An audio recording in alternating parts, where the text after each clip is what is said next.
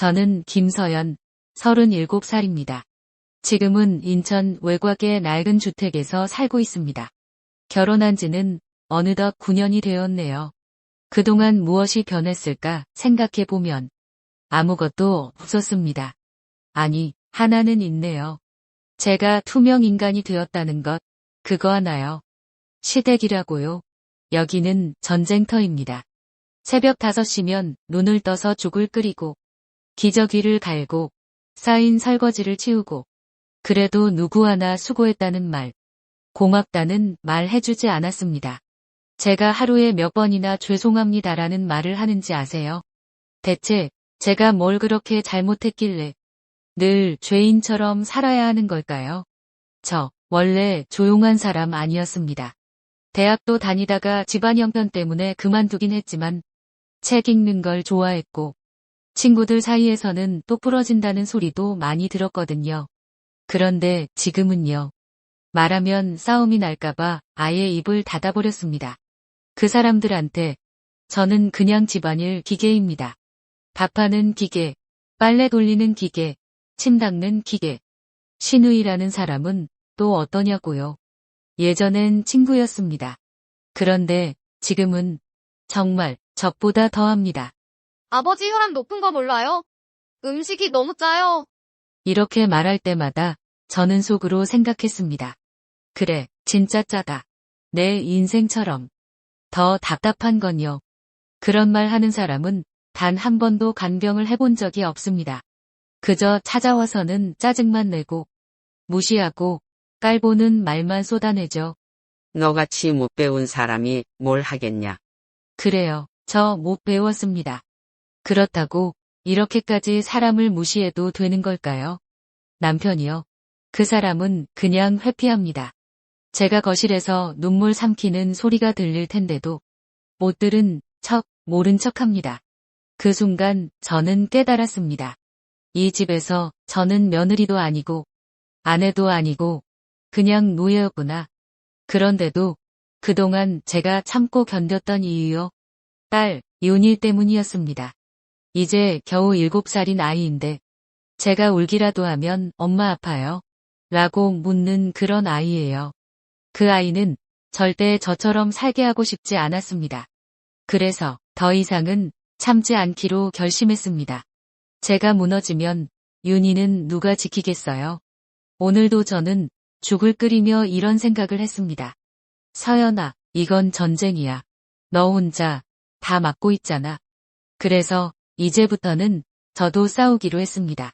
소리 없이 우는 건 그만할 겁니다. 눈치 보며 말 삼키는 것도 이제는 그만하겠습니다. 이젠 말할 겁니다. 저도 사람입니다. 저도 제 삶이 있습니다. 오늘이 그 시작입니다. 지옥 같은 이 집에서 저 나가기로 결심했습니다. 아직 아무도 모르죠. 하지만 저는 도망이 아닌 싸움을 선택할 겁니다. 이건 제 첫 선언입니다. 이 지옥에서 저 김서연은 반드시 살아서 나갈 겁니다. 저는 하루에 3번 전쟁터로 나갑니다. 그 전쟁터의 이름은 식탁이죠. 새벽부터 죽을 끓였습니다. 어젯밤에는 싱겁다고 난리를 치더니 오늘은 또 짜다고 난리를 칩니다. 그걸 들으며 저는 생각했어요. 이건 음식 맛을 이야기하는 게 아니구나. 이건 그냥 나에 대한 불만을 그릇에 담아 내뱉는 거구나. 신우이는 식탁에 앉자마자 표정을 찌푸렸습니다. 숟가락을 들자마자 한숨을 쉬고 한 입을 먹고는 고개를 젖히더니 그 말이 터져 나왔습니다. 이게 음식이에요? 짜서 어떻게 드셔요? 아버지 혈압 높은 거 모르세요? 순간 손이 굳었습니다. 식탁에 앉아있던 남편은 휴대폰 화면을 스크롤하고 있었고 시어머니는 들고 있던 수저를 내려놨습니다. 아무도 저를 보지 않았습니다. 저는 투명한 존재였습니다. 그리고 그 투명함은 오늘따라 특히 쓰리고 아팠습니다. 죄송해요. 어제는 또 싱겁다고 하셔서. 저는 입안에서 맴도는 눈물을 삼키며 말했습니다. 변명 같아서 더 비참했죠. 그런데 그 말이 끝나자마자 신우이의 입에서 정말 믿기 힘든 말이 나왔습니다. 어휴, 원래 남이 버린 거 주웠으면 이래요. 기대 안 해요. 이젠 남이 버린 거 주워 썼다고요. 그 말은 너무 갑작스러워서 처음엔 무슨 뜻인지조차 이해가 되지 않았습니다. 제가 버려진 거였다고요. 아, 맞다. 제가 이혼당할 뻔한 전력이 있다는 걸 그 애는 알고 있었죠. 결혼 전에 집안에서 반대를 심하게 했고 한번 파혼 얘기까지 나왔다가 간신히 성사된 결혼이었으니까요. 그걸 이렇게 식탁 위에서 밥 한 술 먹다 말고 꺼낼 줄은 몰랐습니다. 머릿속이 멍해졌습니다. 손이 떨렸고 저는 숟가락을 내려놓을 수밖에 없었습니다. 그날 이후 저는 매일 새벽 식사를 준비하면서도 숟가락을 놓는 연습을 했습니다. 아무도 눈치채지 못했지만요. 이제는 그 숟가락을 내려놓을 준비를 하고 있었던 거죠. 밤이 되면 윤희가 제 옆에 누워 묻습니다. 엄마, 오늘도 많이 힘들었어요? 그 한마디에 눈물이 터질 뻔합니다. 하지만 저는 고개를 끄덕이며 말합니다. 괜찮아. 엄마는 잘 버티고 있어. 그 말은 사실이 아닙니다. 저는 더 이상 괜찮지 않습니다. 그날 이후로 저는 부엌에서 혼잣말이 늘었습니다. 오늘은 안 울기. 오늘은 반격은 못해도 마음은 안 무너지기. 마음속으로만 시작된 반란. 그렇게 저는 조금씩 달라지고 있었습니다. 그리고 그 밤 설거지를 하던 중 또다시 그 말이 떠올랐습니다. 남이 버린 거 주워 쓴다. 그 말을 되새기며 저는 조용히 웃었습니다. 그래요. 버려졌던 거 맞아요. 그런데요. 그 버려진 걸 제가 어떻게 바꿨는지는 곧 보시게 될 거예요. 저는 점점 저 자신을 준비시키고 있었습니다. 이 집을 떠날 준비. 그 누구도 저를 하녀처럼 부르지 못할 미래를 위한 준비를요. 저는 오늘도 부엌에 서 있었습니다. 근데 이상하게 손이 자꾸 떨리더라고요. 불 위에 올린 국이 끓는 것보다 제 가슴이 더 먼저 끓어오르고 있었던 거죠. 며칠 전 그 말이 계속 머릿속을 맴돌았습니다. 남이 버린 거 주워 쓴다. 어떻게 그런 말을 사람 입에서 아무렇지도 않게 내뱉을 수 있을까요? 그 말 한마디가 제 인생을 송두리째 흔들어 놓았는데 정작 그 사람은 아무 일도 없었다는 듯이 오늘도 제게 말했습니다. 그만 좀 감정적으로 굴어.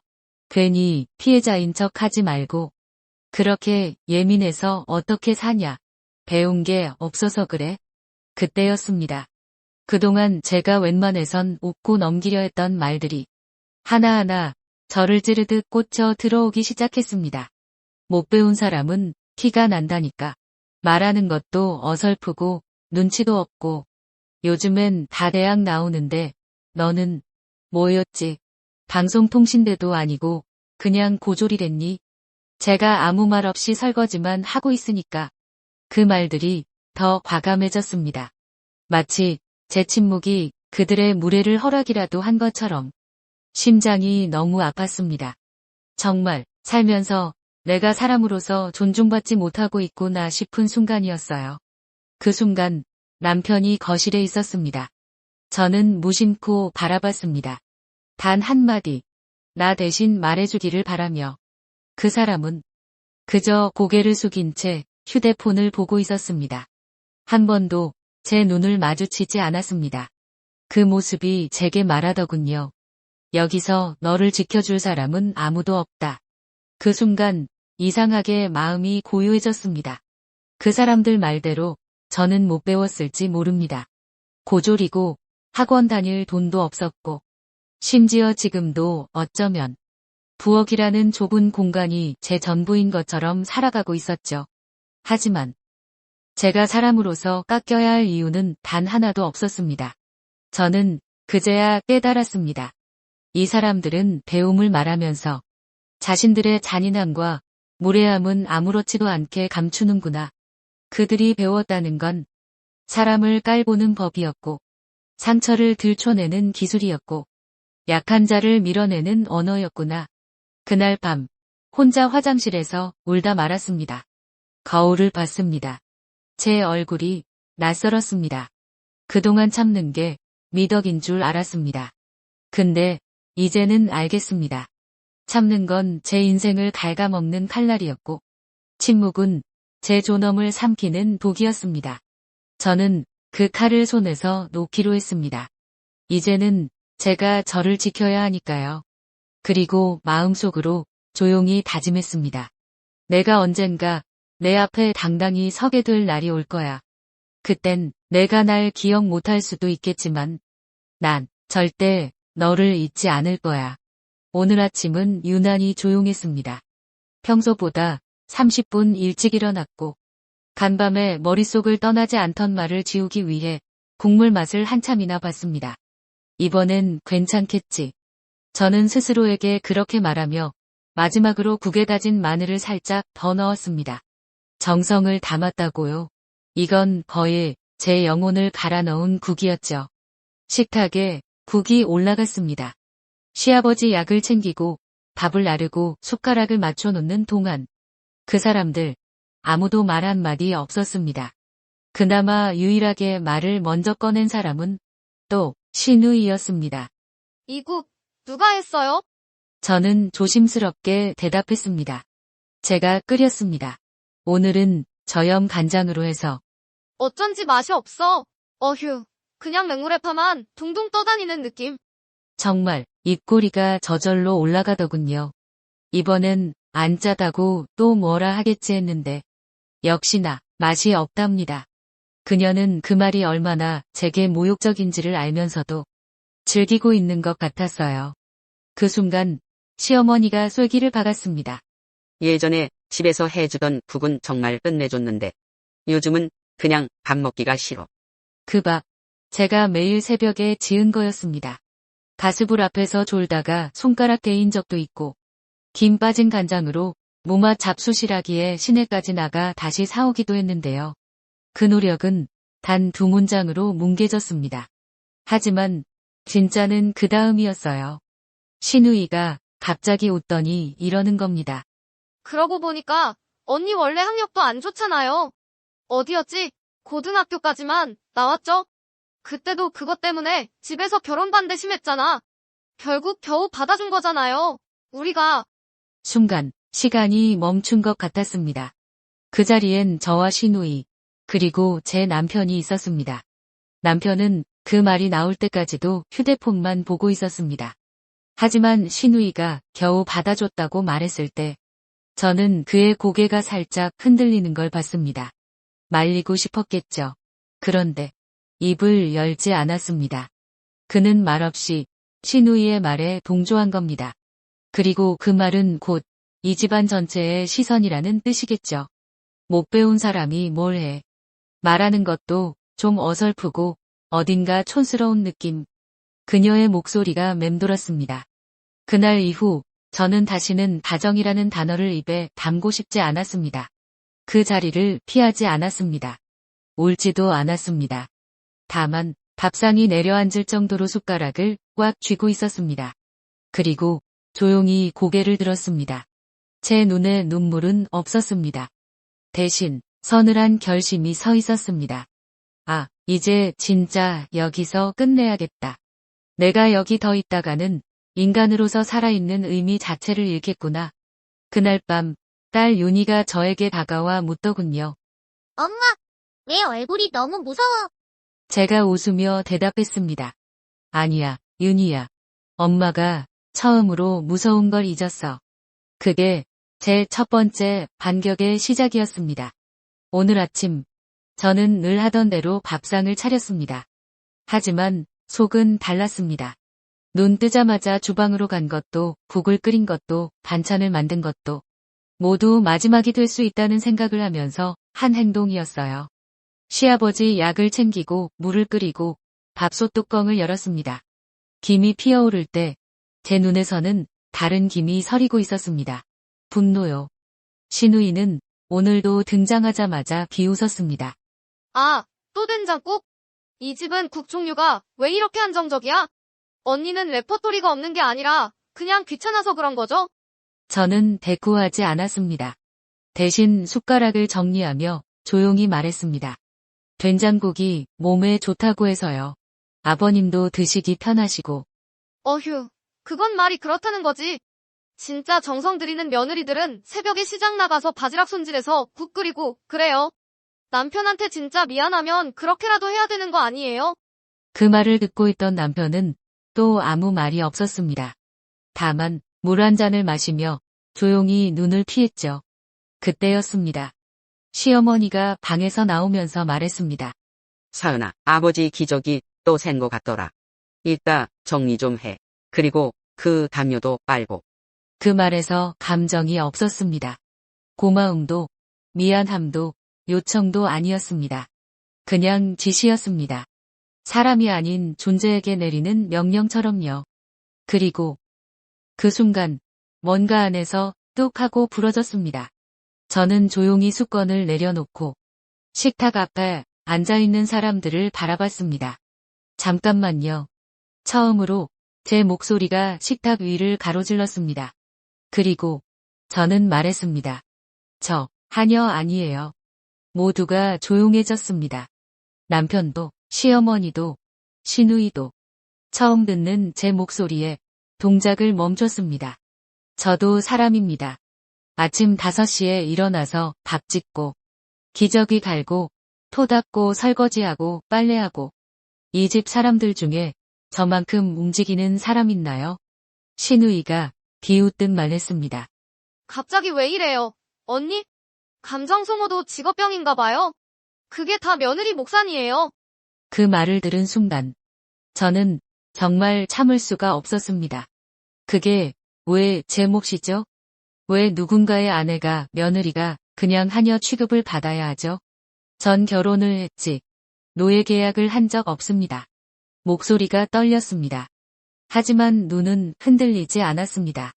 시어머니가 당황하며 말했습니다. 사은아, 내가 갑자기 왜 그래? 지금 다들 밥 먹고 있는데. 저는 천천히 말을 이었습니다. 그래서요. 저는 이제 이 밥상 안 차립니다. 더는 기저귀 안 갈고, 더는 눈치 안 봐요. 저 이제 그만할 겁니다. 저도 제 인생 살고 싶어요. 순간 거실 전체가 얼어붙은 듯 조용해졌습니다. 남편이 입을 때려다 다시 다물었습니다. 시누이는 말을 잃은 얼굴이었고 시어머니는 멍하니 저를 쳐다봤습니다. 그 누구도 저에게 그렇게 당당하게 말할 수 있을 거라고 생각하지 못했던 겁니다. 하지만 그날 저는 그들에게 처음으로 제 존재를 들이밀었습니다. 나는 하녀가 아니다. 인간이다. 그 말을 처음 입 밖에 내는데 9년이 걸렸습니다. 그리고 그 순간부터 제 진짜 인생이 시작되려 하고 있었습니다. 그날 저녁, 집안은 이상할 정도로 조용했습니다. 제가 아침에 터뜨린 말 때문이겠죠. 시어머니는 방에서 나오지 않았고, 시누이는 아예 집을 나가버렸고, 남편은 퇴근하고 돌아오면서 저와 눈도 마주치지 않았습니다. 저녁 식사는 없었습니다. 제가 안 차렸으니까요. 그리고 거실. 남편과 마주 앉아 있었습니다. 우리는 부부였지만 마치 조정실 앞에 선 타인처럼 그렇게 앉아 있었습니다. 잠시 침묵이 흘렀습니다. 그 사람이 먼저 말을 꺼냈습니다. 오늘 왜 그렇게 했어? 저는 그 말을 듣고 마음속에서 뭔가 부서지는 소리를 들었습니다. 왜 그렇게 했냐고요? 굳이 그렇게까지 말을 해야 했나 해서. 굳이요. 굳이. 사람 취급을 받고 싶다고 말한 게 문제인가요? 그는 한숨을 쉬었습니다.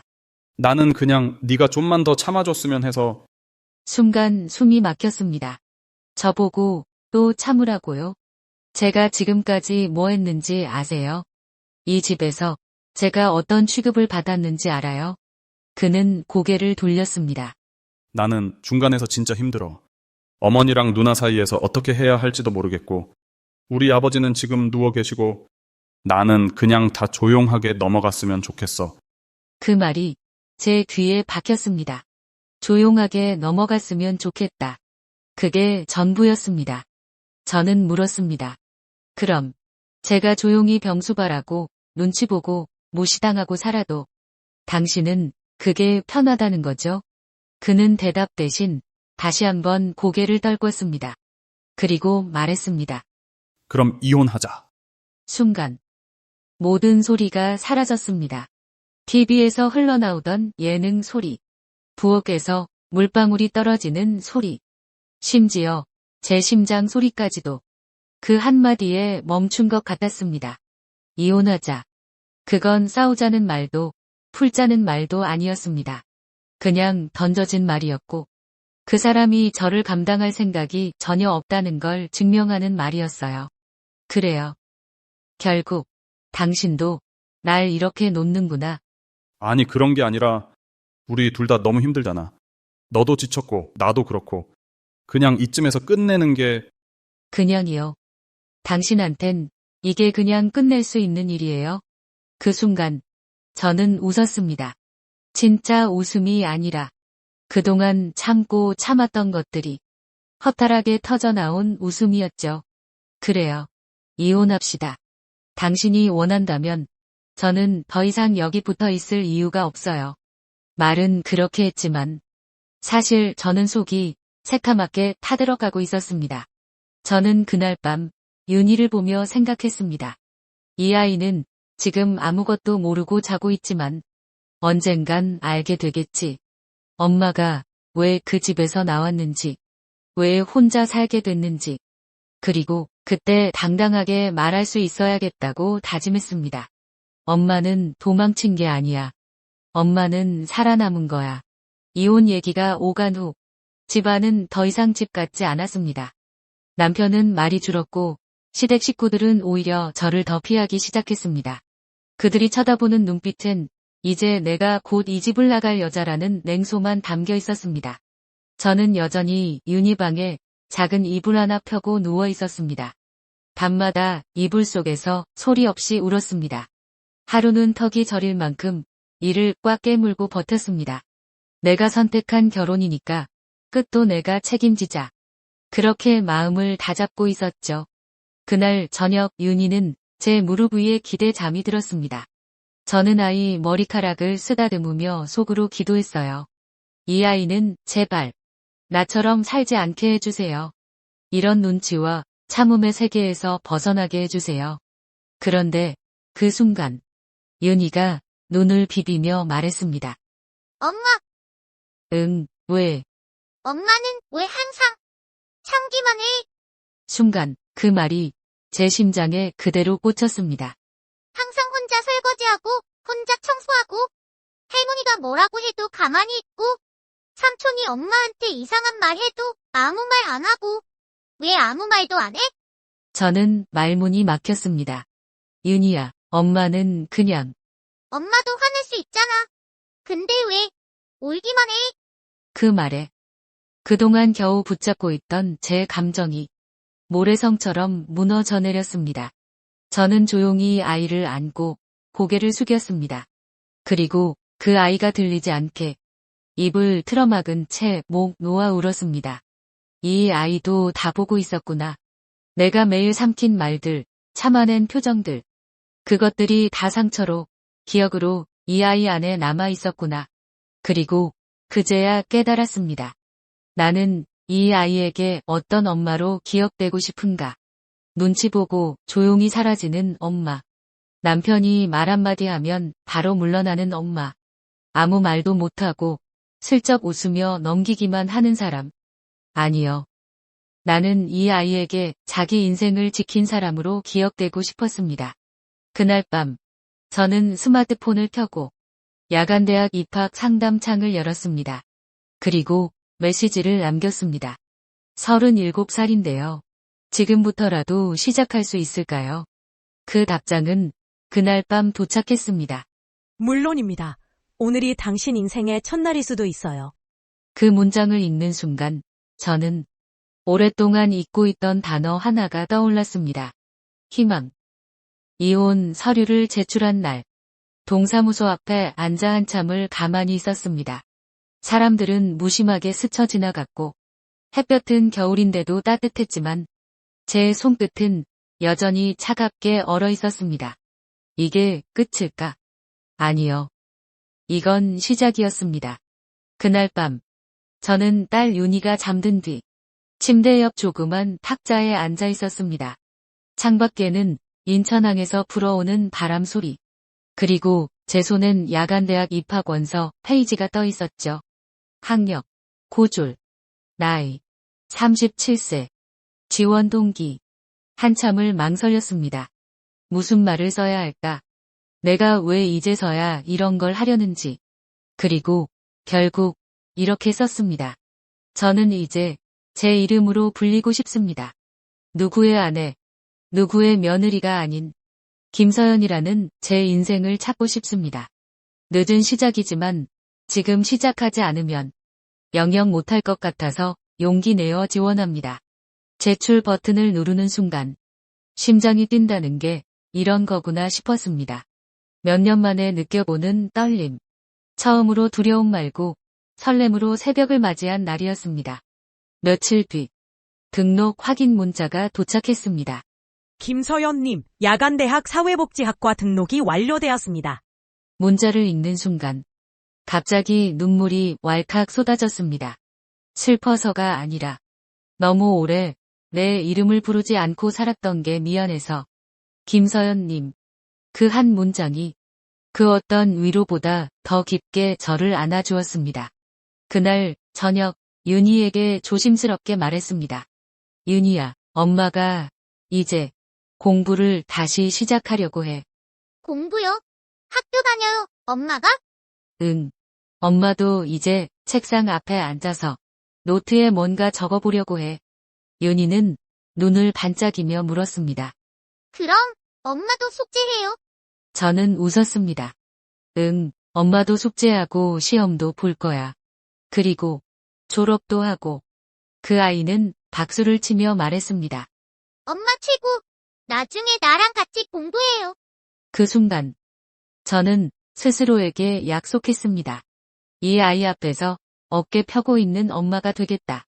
참기만 하는 엄마가 아니라 도전하는 엄마로 살아가겠다. 그날 밤 저는 거울 앞에 선 제 얼굴을 오래 봤습니다. 그동안 쳐다보는 것조차 두려웠던 그 얼굴. 기미와 잡티, 눈가의 주름, 말라버린 입술. 하지만 그 안에 눈빛이 달라져 있었습니다. 두려움보다 기대가 더 큰 눈. 슬픔보다 희망이 더 많은 얼굴. 저는 조용히 웃었습니다. 서연아, 잘했어. 야간대학 첫 수업날. 학교 앞 커피 자판기 앞에서 한참을 서성였습니다. 강의실 문을 열기도 전에 손에 땀이 나고 목이 마를 정도였으니까요. 저는 대학이라는 공간이 이렇게 낯설 줄 몰랐습니다. 그런데 자판기 위에 붙어 있던 문구가 눈에 들어왔습니다. 시작이 늦어도 방향이 맞다면 당신은 가고 있는 중입니다. 그 글을 읽는 순간 숨이 트였습니다. 그래, 나는 가고 있구나. 늦었지만 잘 가고 있구나.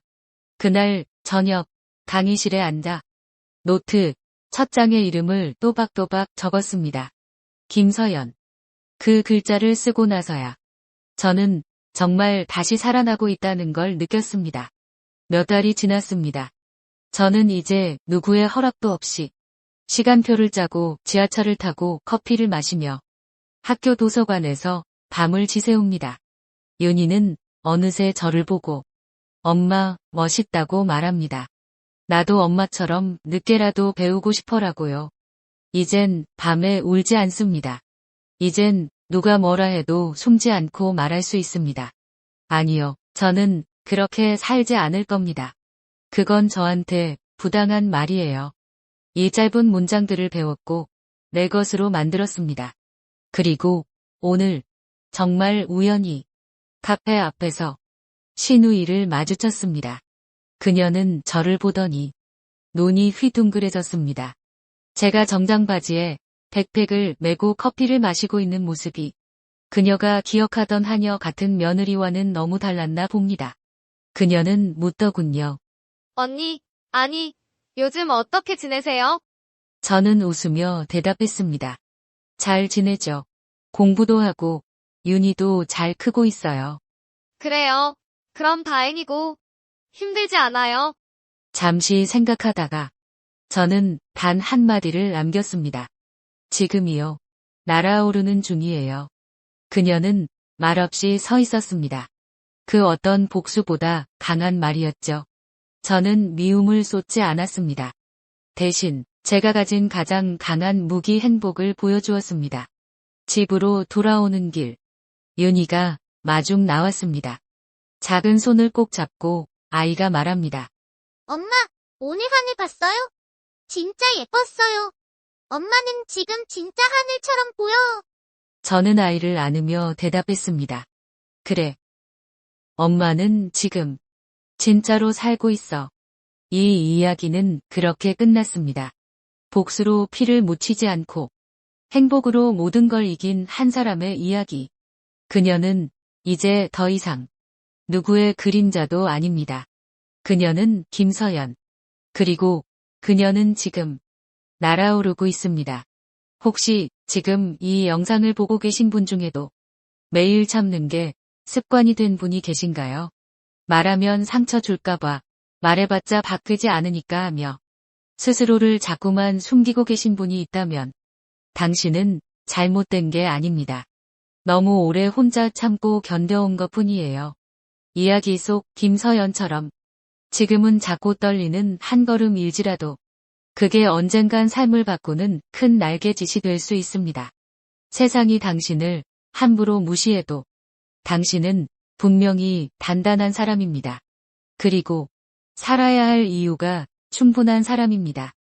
이 영상이 그 작고 소중한 용기에 불씨가 되었으면 합니다.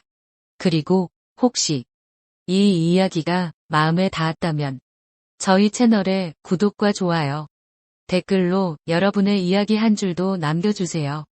세상의 모든 서연들, 우리는 혼자가 아닙니다. 함께 살아냅시다. 감사합니다. 다음 이야기에서 다시 만나요.